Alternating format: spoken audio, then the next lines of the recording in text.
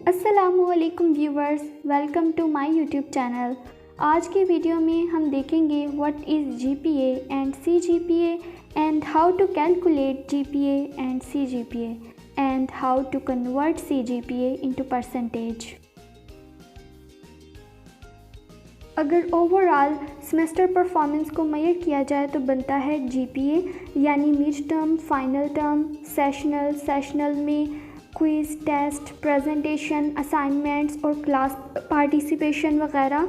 तो इन सब के मार्क्स से हम अपना जीपीए कैलकुलेट करेंगे, यानी इनके जितने टोटल मार्क्स होंगे उससे जो ग्रेड बनेगा और जो ग्रेड पॉइंट होगा वो मैं आगे आपको मेथड बताऊंगी।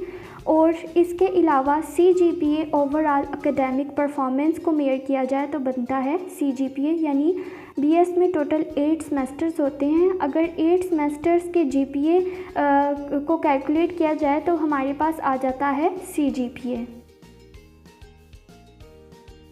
अभी स्क्रीन पर जो आपको टेबल शो हो रहा है वो है जीसी विमेन यूनिवर्सिटी सियालकोट का। इसी तरह हर यूनिवर्सिटी का अपना एक टेबल होता है, ग्रेडिंग टेबल, जिसके अकॉर्डिंग आप अपना जीपीए कैलकुलेट कर सकते हैं। यहाँ पे मैं बताने वाली हूँ जीसी विमेन यूनिवर्सिटी के अकॉर्डिंग।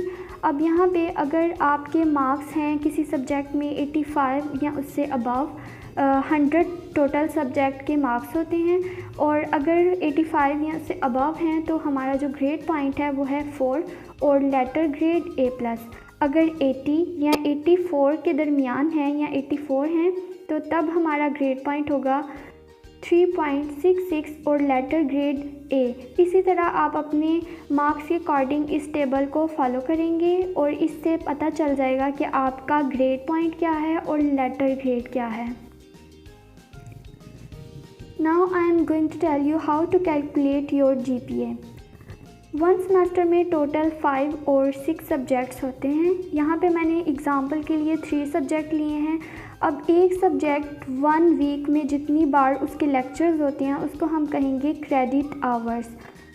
क्रेडिट आवर्स अमूमन हमारी यूनिवर्सिटी में होते हैं 3, इस वजह से मैंने यहाँ पे 3 मेंशन किया। और अब आपने देखना है कि आपके मार्क्स के अकॉर्डिंग उस अपने ग्रेडिंग टेबल को फॉलो करते हुए आपका ग्रेड पॉइंट क्या बन रहा है, और उसके फिर हमने क्रेडिट आवर्स और ग्रेड पॉइंट को मल्टीप्लाई करेंगे तो फिर हमारे पास आ जाएंगे quality points.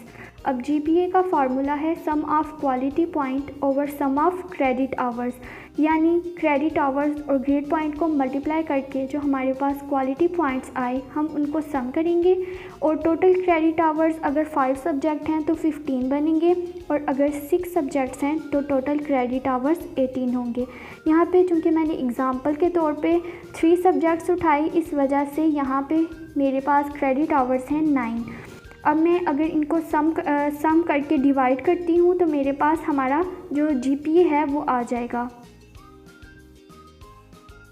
After GPA I am going to tell you how to calculate CGPA. अब जो बीएस है उसमें टोटल 8 सेमेस्टर्स होते हैं। आप टोटल 8 सेमेस्टर का सीजीपीए भी इसी मेथड से देखेंगे, और अगर आपने 2 सेमेस्टर्स कर लिए हैं तभी आप अपना जो सीजीपीए है वो कैलकुलेट कर सकते हैं।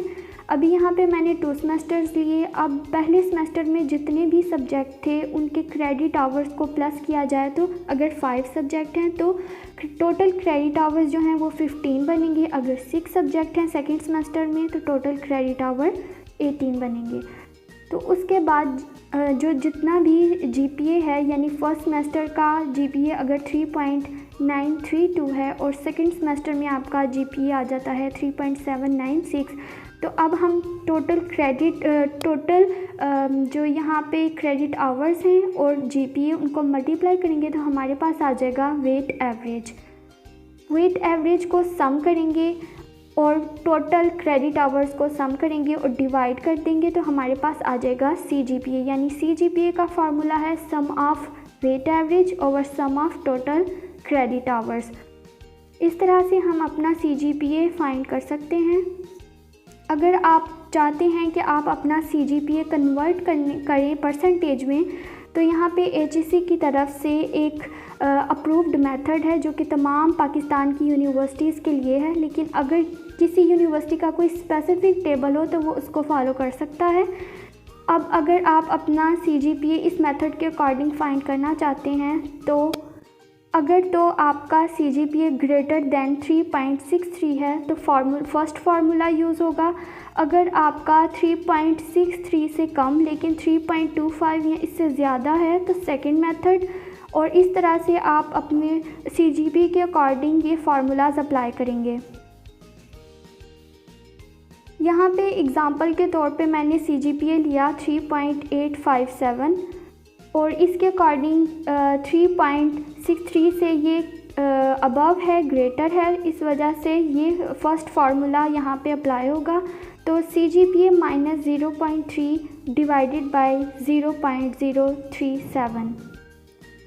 इस फार्मूला से हमने अपनी परसेंटेज फाइंड कर ली, तो टोटल परसेंटेज आई 96%। अब आपका जो भी CGPA होगा उसको आप HEC के अप्रूव्ड मेथड से वो उसके अकॉर्डिंग फार्मूला अप्लाई करेंगे और आप अपनी परसेंटेज कैलकुलेट कर सकते हैं। Thanks for watching my video and don't forget to subscribe my YouTube channel and hit the bell icon. Thank you.